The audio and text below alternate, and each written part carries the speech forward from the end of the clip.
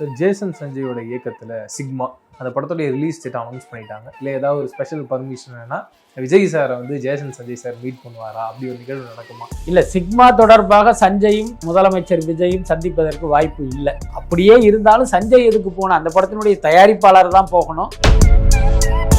ஐசரி கணேஷ் பார்த்தீங்கன்னா ரொம்ப ஒரு மென்மையானவர், அந்த உதவும் குணம் கொண்டவர்னு சொன்னார்ல, அப்படிப்பட்டவராக அவர் இருப்பது தான் அங்கே சினிமா துறைக்கு ஒரு பெரிய மைனஸாக இருக்கு. ஃபகத் ஃபாசிலை வச்சு 40 கோடி அந்த படத்தினுடைய பட்ஜெட். நிச்சயமாக அது ஒர்க் அவுட் ஆகாது. அந்த படத்தை இவரால் எடுக்கவே முடியாது. அதுக்கடுத்து அந்த பிரேம் என்ன பண்ணுறாரு, ஆகா இப்படி ஒரு ப்ரொடியூசராக இவர் அப்படின்ட்டு ஒரு ஆஃபீஸ் போட்டு அதுக்கு மாதம் 15 லட்ச ரூபா வந்து பில்லு போடுறாரு.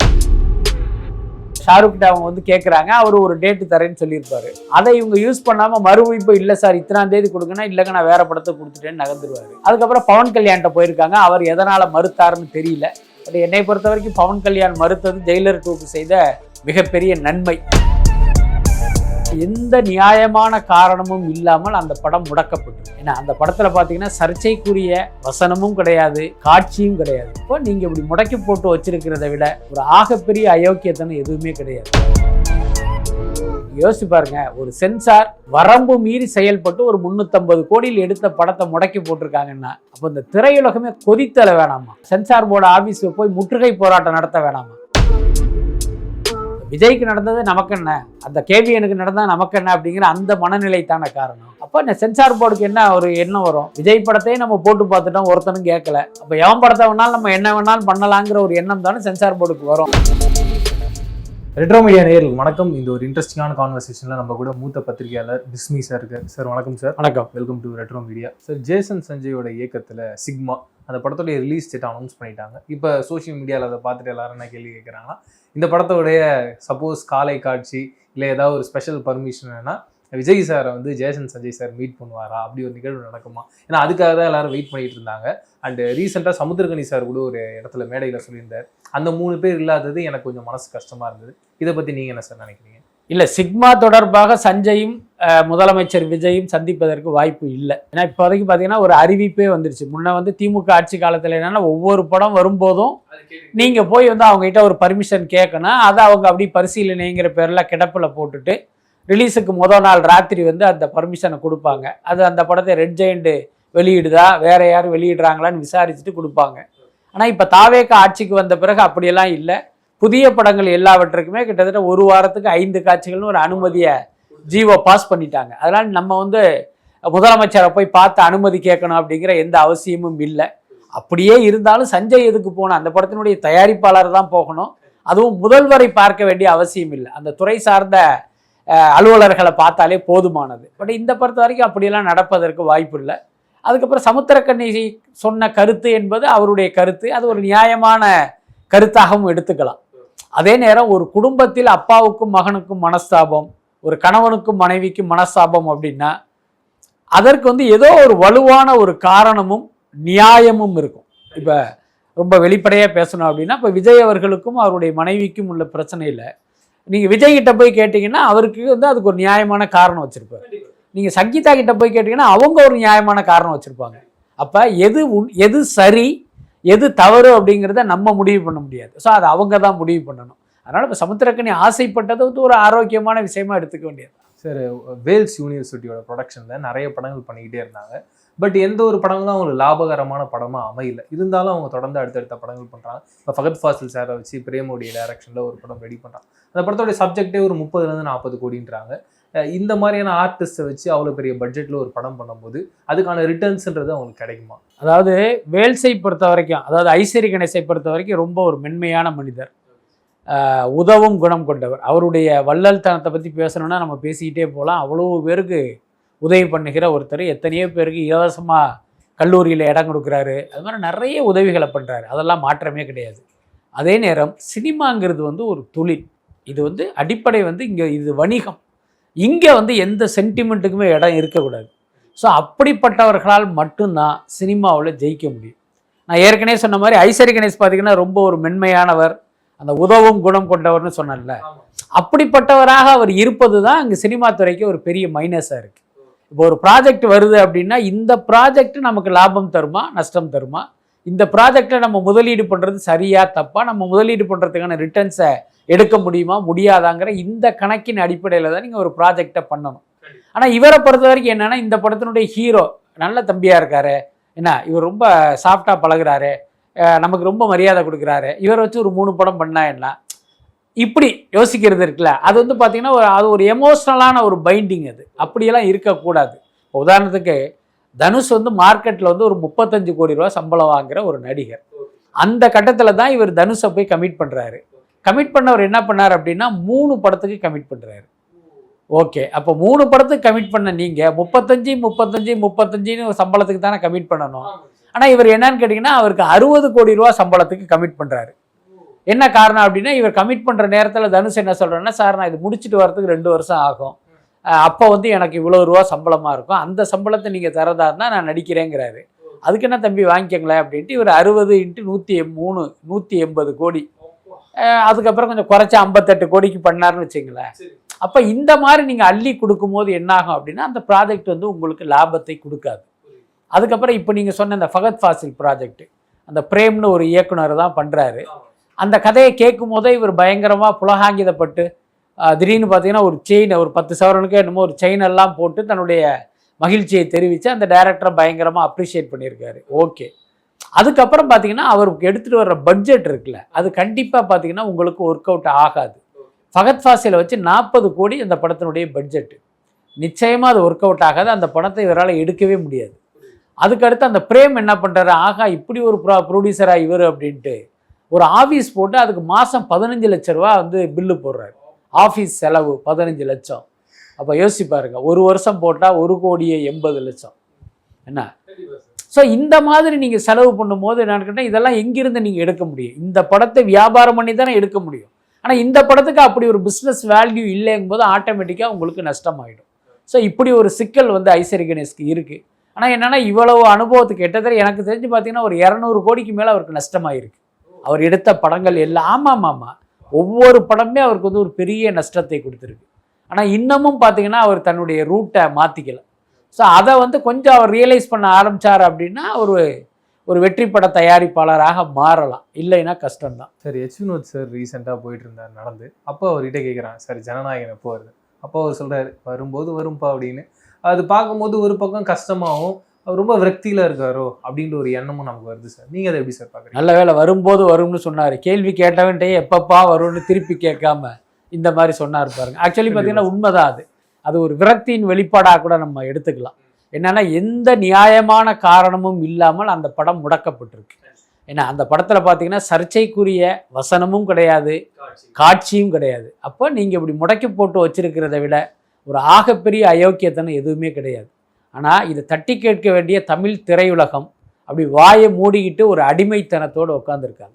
நீங்கள் யோசிச்சு பாருங்க, ஒரு சென்சார் வரம்பு மீறி செயல்பட்டு ஒரு 350 கோடியில் எடுத்த படத்தை முடக்கி போட்டிருக்காங்கன்னா அப்போ இந்த திரையுலகமே கொதித்தல வேணாமா? ஏன்னா சென்சார் போர்டு ஆஃபீஸ் போய் முற்றுகை போராட்டம் நடத்த வேணாமா? அந்த ஆஃபீஸ் உள்ளே யாரும் போகக்கூடாது, உள்ளவன் வெளியில் வரக்கூடாதுன்னு போய் உட்காரணும்ல. அதுதானே நியாயமான ஒரு போராட்டமாக இருக்கும். ஏன் இது வரைக்கும் யாருமே செய்யலை? விஜய்க்கு நடந்தது நமக்கு என்ன, அந்த கேவியனுக்கு நடந்தால் நமக்கு என்ன அப்படிங்கிற அந்த மனநிலை தானே காரணம். அப்போ இந்த சென்சார் போர்டுக்கு என்ன ஒரு எண்ணம் வரும்? விஜய் படத்தையும் நம்ம போட்டு பார்த்துட்டோம், ஒருத்தனும் கேட்கல, அப்போ எவன் படத்தை வேணாலும் நம்ம என்ன வேணாலும் பண்ணலாங்கிற ஒரு எண்ணம் தானே சென்சார் போர்டுக்கு வரும். ஆனால் அப்படி வருவதற்கு இவர்களுடைய இந்த கோழைத்தனம் தானே காரணமாக இருக்குது. இன்னைக்கு பாருங்க, அந்த படம் எந்த காரணமெல்லாம் முடக்கப்பட்டிருக்கு. அந்த தயாரிப்பாளரும் கேட்டு ஓஞ்சி போயிட்டார். ரிவைசிங்னு சொன்னாங்க, ரிவைசிங்கும் பார்த்தாச்சு. ரிவைசிங் பார்த்தீங்கன்னா ஒரு 48 மணி நேரத்தில் சென்சார் சர்டிஃபிகேட்டை கொடுக்கணுங்கிறது விதி. இன்னைய வரைக்கும் அந்த சர்டிஃபிகேட் வரவே இல்லை. இவங்களும் கேட்டு பார்க்குறாங்க. இங்கே இருக்கிற சென்னையில் இருக்கிற சென்சார் அலுவலகத்துக்கு டெய்லி போகிறாங்க. அவர் என்ன சொல்கிறாரு, அங்கே இருக்கிற ஆர்ஓ என்ன சொல்கிறாரா, நான் என்னங்க பண்ண முடியும், பாம்பேயில் போய் கேளுங்கிறாராம். ஸோ இப்போ இப்படியே உட்காந்துருக்கும்போது இப்போ அவரே ஒரு கட்டத்தில் விரக்தி ஆகிடுவார். அவரால் இப்போ அடுத்த படத்துக்கும் போக முடியல. ஸோ அந்த வேதனையின் வெளிப்பாடாகத்தான் அப்படி ஒரு பதில் அவர்கிட்டேருந்து வந்திருக்கும்னு நினைக்கிறேன். சார் இப்போ இதுக்கு முன்னாடி விஜய் சார்ன்றவர் வெறும் ஒரு ஆக்டர், இப்போ சிஎம்மாக இருக்காரு. கண்டிப்பாக அவருக்குன்னு ஒரு இன்ஃப்ளூயன்ஸ் இருக்கும், அவருக்கான ஒரு நட்பு வட்டாரன்றது இப்போ வேற மாதிரியாக மாறி இருக்கும்.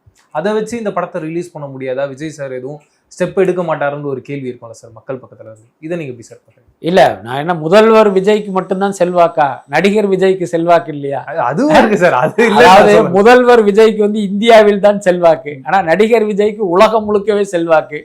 அப்படி ஒரு செல்வாக்கு இருந்த விஜய் படத்தையே வந்து இவங்க போட்டு பார்த்துட்டாங்க. இதுக்கு வந்து ஒரு அரசியல் காரணம் தானே. எல்லாத்துக்கும் மேல விஜய் பாத்தீங்கன்னா இப்ப வெற்றி பெற்ற பிறகும் கூட அவர் பாஜக பக்கம் போகல. பாஜகவை தன்னுடைய எதிரியாக, கொள்கை எதிரியாக அதே இடத்துலதான் வச்சிருக்காரு. அதுவும் கூட அவர்களுக்கு வந்து ஒரு கடுப்பை ஏற்படுத்தியிருக்கும்.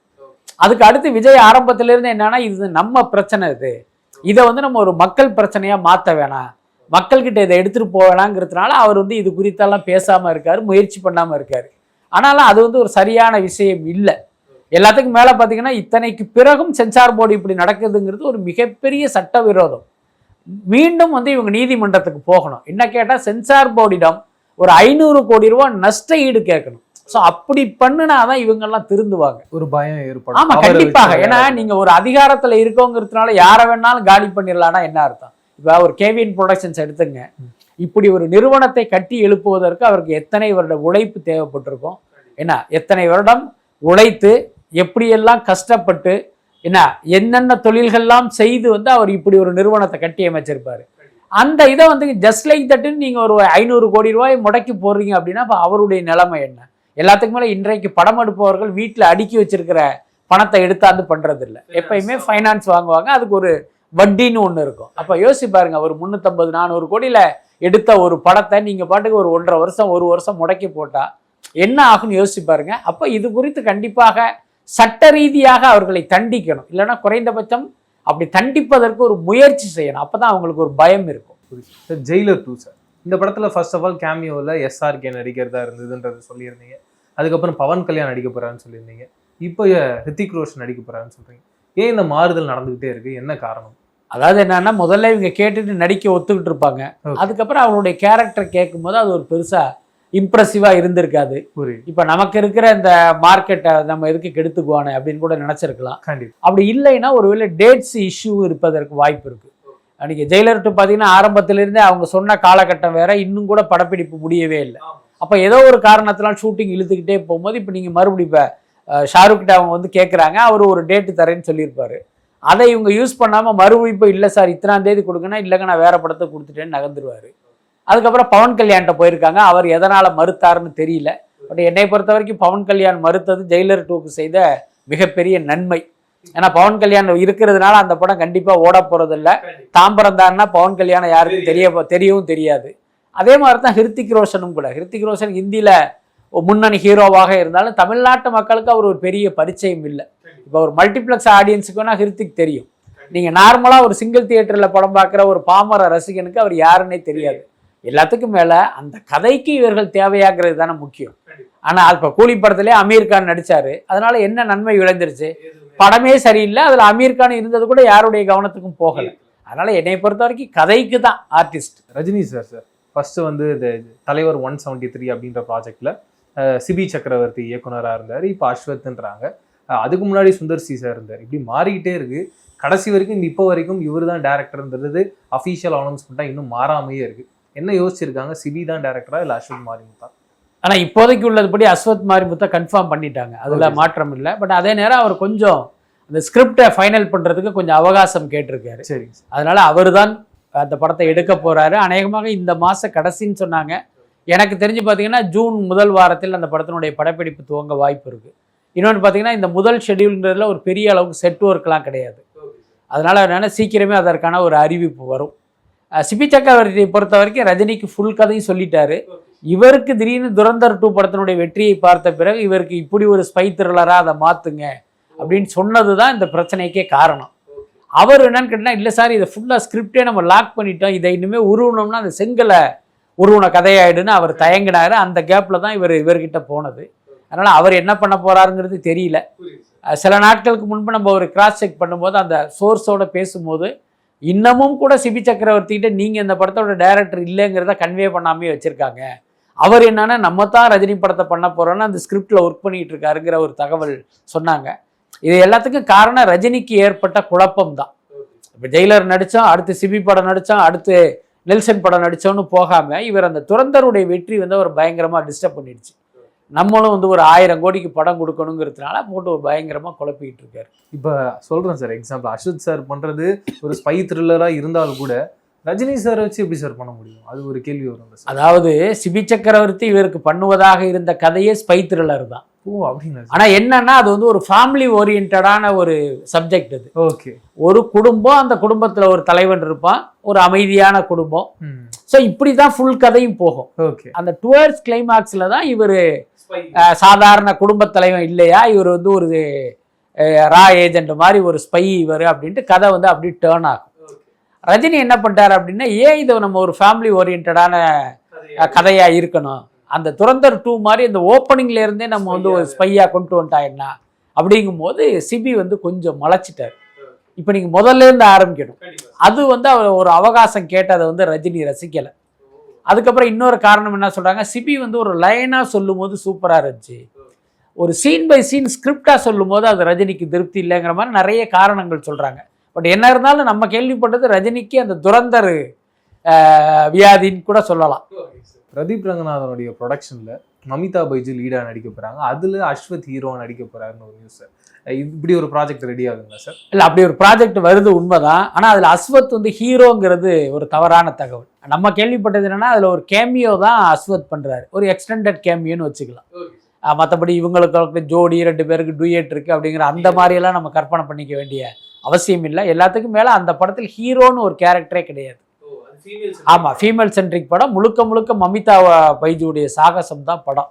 அதுக்குள்ளார இவர் ஒரு முக்கியமான கேரக்டரில் வர்றாரு, அவ்வளோதான். And Pradeep Ranganathan sir after எல்ஐகேக்கு அப்புறமா எந்த ஒரு அனௌன்ஸ்மெண்ட்டும் கொடுக்காமே இருக்காரு.